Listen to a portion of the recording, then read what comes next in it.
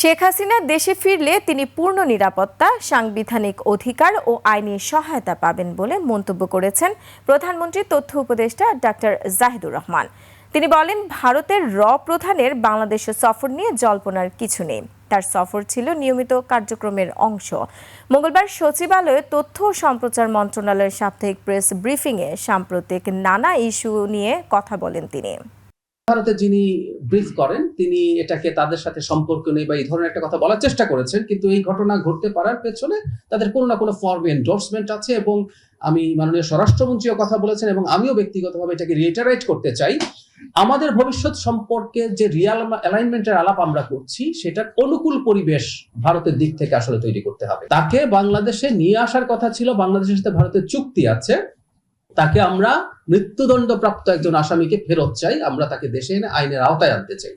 সেটা তো হচ্ছেই না। তিনি সেখানে বসে মাঝে মাঝে নিজেদের সাথে করছেন। এবার যেটা সবচেয়ে বড় ব্যাপার হলো সেটা হচ্ছে তিনি রীতিমতো সংবাদ সম্মেলন করলেন। সেই ব্যাপারটা খুব স্বাভাবিকভাবেই যাকে আমরা এনে বিচার করতে চাই সেটা না করে তিনি ওখানে বসে এটা করছেন। এই ব্যাপারগুলোকে ভারতের আন্তরিকভাবে নিতে হবে যে বাংলাদেশের সাথে ভবিষ্যৎ সম্পর্ক কিরকম হবে, কিভাবে হবে।